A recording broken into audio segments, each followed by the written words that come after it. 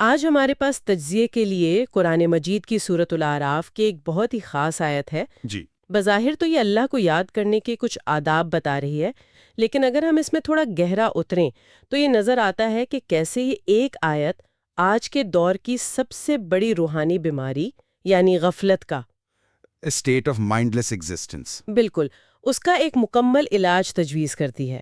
تو آئیے اس نسخے کو کھول کر دیکھتے ہیں۔ میں پہلے آیت کی تلاوت کرتی ہوں۔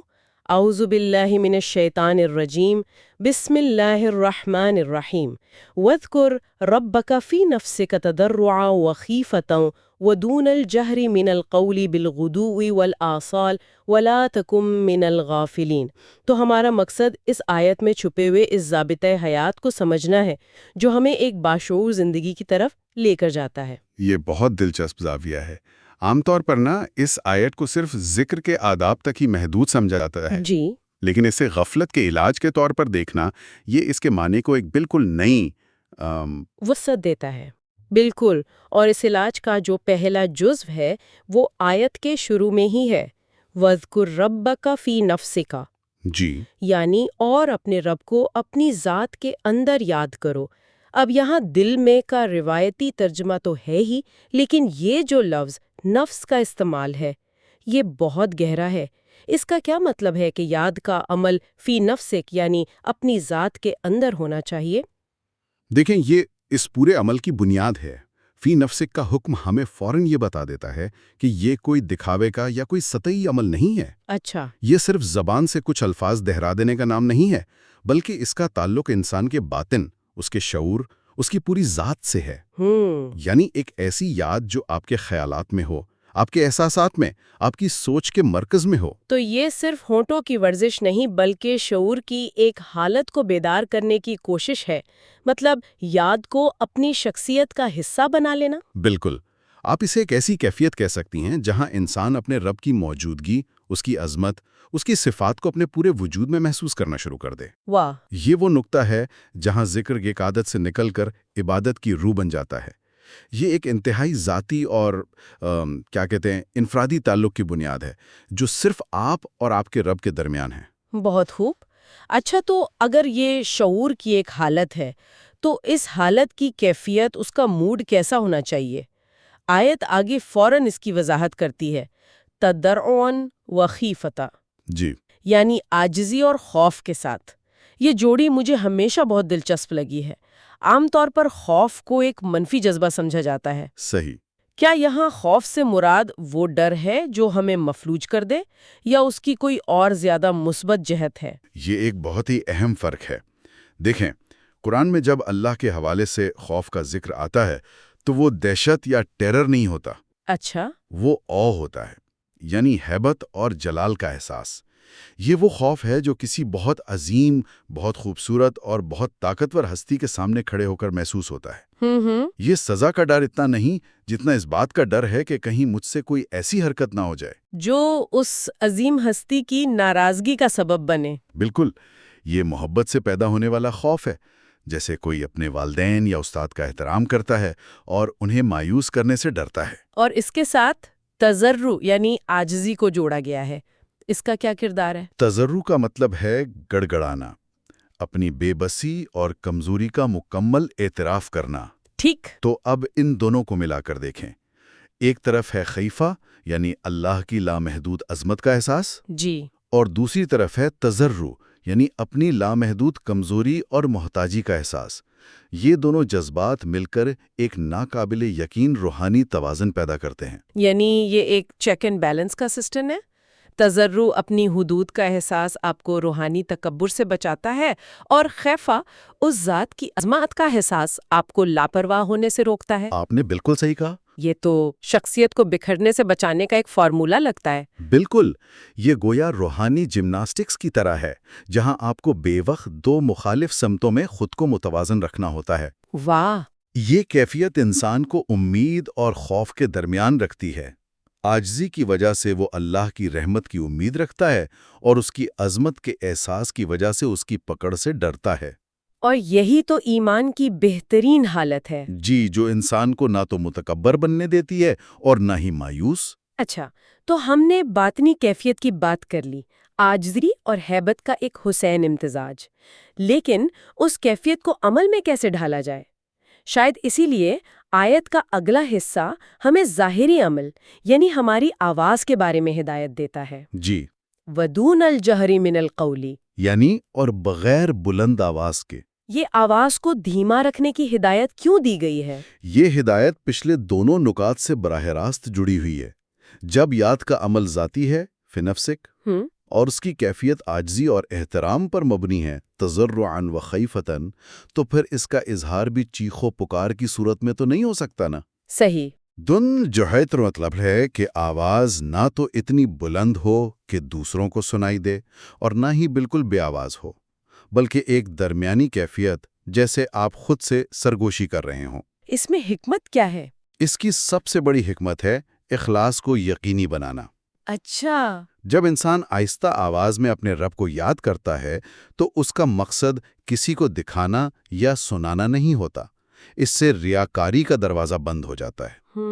یہ اس بات پر زور دیتا ہے کہ آپ کا تعلق اپنے رب کے ساتھ ہے، لوگوں کے ساتھ نہیں۔ اور دوسرا فائدہ؟ دوسرا، پست آواز توجہ اور ارتکاز میں مدد دیتی ہے۔ شور اور بلند آواز ذہن کو بھٹکا سکتی ہے، جبکہ سرگوشی کی کیفیت انسان کو اپنے اندر جھانکنے اور اپنے رب سے جڑنے میں مدد دیتی ہے۔ آج کل کے سوشل میڈیا کے دور میں جہاں ہر عمل نمائش کے لیے ہوتا ہے، یہ ہدایت تو بہت گہری لگتی ہے۔ بہت زیادہ۔ یہ ہمیں یاد دلا رہی ہے کہ روحانیت کا تعلق دکھاوے سے نہیں بلکہ ایک خفیہ، گہرے اور ذاتی تعلق سے ہے۔ بالکل، اور یہ اس بات کا بھی لطیف اظہار ہے کہ اللہ کو آپ کی بلند آواز کی ضرورت نہیں ہے۔ وہ تو دلوں کے بھید جانتا ہے۔ وہ تو سینوں کے راز اور دل کی سرگوشیاں بھی سنتا ہے، اس لیے اس کے سامنے چیخنے کی نہیں بلکہ گڑگڑانے کی ضرورت ہے۔ تو تعلق ذاتی ہو، خفیہ ہو اور ایک خاص کیفیت میں ہو۔ اب اگلا سوال پیدا ہوتا ہے کہ یہ کب ہو؟ آیت کہتی ہے بالغدو والآصال، صبح اور شام۔ کیا اس کا مطلب یہ ہے کہ ذکر صرف ان دو وقتوں تک محدود ہے یا اس میں کوئی گہری حکمت پوشیدہ ہے؟ میرا خیال ہے یہ پابندی سے زیادہ ایک فریم ورک فراہم کرنے کے لیے ہے۔ غدو دن کا وہ ابتدائی حصہ ہے جب آپ اپنی سرگرمیوں کا آغاز کرتے ہیں، جی۔ اور آصال دن کا آخری حصہ ہے جب آپ اپنی سرگرمیوں کو سمیٹ رہے ہوتے ہیں۔ تو ان دو کلیدی اوقات کا ذکر اس عمل میں تسلسل اور ہمیشگی پر زور دیتا ہے۔ تو یہ دن کے لیے اسپرچول بک اینڈز کی طرح ہے۔ کیا خوب کہا آپ نے۔ ایک طرف دن کا آغاز اللہ کی یاد سے ہو تاکہ سمت درست رہے، اور دوسری طرف دن کا اختتام بھی اسی کی یاد پر ہو تاکہ پورے دن کا جائزہ لیا جا سکے اور شکر یا استغفار کیا جا سکے۔ بہترین تعبیر ہے۔ صبح کی یاد آپ کو دن بھر کے لیے ایک روحانی توانائی اور مقصد فراہم کرتی ہے۔ آپ اپنے دن کا آغاز اس شعور کے ساتھ کرتے ہیں کہ آپ کس کے لیے جی رہے ہیں اور آپ کے کام کا مقصد کیا ہے۔ اور شام کی یاد؟ اور شام کی یاد آپ کو دن بھر کی بھاگ دوڑ اور خلفشار کے بعد واپس اپنے مرکز کی طرف لاتی ہے۔ یہ آپ کو موقع دیتی ہے کہ آپ اپنی کامیابیوں پر شکر ادا کریں اور اپنی کوتاہیوں پر معافی مانگیں۔ تو یہ زندگی میں ایک نظم پیدا کرنے کا طریقہ ہے۔ جی، ایک ردم، ایک نظم جو آپ کو بھٹکنے سے بچاتا ہے۔ اس کا مطلب یہ نہیں کہ باقی دن اللہ کو بھلا دیا جائے، بالکل، بلکہ یہ دو اوقات پورے دن کو اللہ کی یاد کے فریم میں رکھنے کا کام کرتے ہیں۔ بالکل، یہ ایک ٹریننگ کی طرح ہے۔ اگر کوئی صبح و شام پابندی سے یہ عمل کرتا ہے تو آہستہ آہستہ اس کی یاد اس کے پورے دن پر محیط ہونے لگتی ہے۔ اور اب ہم آتے ہیں آیت کے آخری اور سب سے طاقتور حصے پر، جو میرے خیال میں اس پوری بحث کا نچوڑ ہے اور ہمیں واپس ہمارے ابتدائی نقطے پر لے آتا ہے۔ جی، ایک واضح حکم، وَلَا تَكُن مِّنَ الْغَافِلِينَ، یعنی اور غافلوں میں سے نہ ہو جانا۔ یہ صرف ایک نصیحت نہیں، یہ ایک سخت وارننگ لگتی ہے۔ بہت سخت۔ یہ غفلت ہے کیا؟ کیا یہ صرف بھول جانا ہے؟ نہیں، غفلت بھولنے سے کئی زیادہ گہری اور خطرناک چیز ہے۔ عربی میں غفلت کا مطلب ہے بے خبری، لاپرواہی اور ایک ایسی حالت میں زندگی گزارنا جہاں انسان کو اپنی حقیقت، اپنے مقصد اور اپنے انجام کی کوئی فکر نہ ہو۔ تو یہ مائنڈ لیسنس ہے۔ بالکل، زندگی کو آٹو پائلٹ پر گزارنا۔ غافل شخص وہ ہے جو دنیا میں اس طرح مگن ہو جائے کہ وہ یہ بھول جائے کہ وہ کون ہے، کہاں سے آیا ہے اور اسے کہاں جانا ہے۔ تو یہ پوری آیت اس کے تمام آداب و ذات کے اندر یاد کرنا، عاجزی اور خوف کے ساتھ دھیمی آواز میں صبح اور شام یہ سب دراصل اس غفلت نامی بیماری کا علاج ہے؟ بالکل، یہ ایک مکمل نسخہ ہے۔ آیت ہمیں یہ نہیں کہہ رہی کہ ذکر کرو تاکہ تمہیں کچھ ثواب مل جائے۔ اچھا، آیت کہہ رہی ہے کہ اس طریقے سے ذکر کرو تاکہ تم غفلت سے بچ جاؤ۔ واہ، غفلت وہ روحانی بیماری ہے جو دل کو زنگ آلود کر دیتی ہے، اسے سخت بنا دیتی ہے اور انسان کو اس کے خالق سے دور کر دیتی ہے۔ تو یہ سارا عمل صبح و شام عاجزی سے پست آواز میں اپنے رب کو یاد کرنا دراصل انسان کو غفلت کی گہری نیند سے بیدار رکھنے کا ایک مسلسل عمل ہے۔ تو اگر ہم اس سب کو سمیٹیں تو یہ آیت ہمیں یاد کرنے کا صرف ایک طریقہ نہیں بتا رہی، نہیں بلکہ ایک مکمل طرز زندگی اور ایک رویہ سکھا رہی ہے۔ جی، یہ ہمیں ایک باشعور، حاضر دماغ اور بامقصد انسان بننے کا راستہ دکھا رہی ہے۔ جی، یہ ایک مکمل روحانی آپریٹنگ سسٹم ہے۔ یہ ہمیں بتاتی ہے کہ اللہ کے ساتھ ہمارا تعلق کیسا ہونا چاہیے، ذاتی اور گہرا، عاجزی اور احترام سے بھرا ہوا، مخلصانہ اور ریاکاری سے پاک، اور ہماری زندگی میں مسلسل اور مستقل۔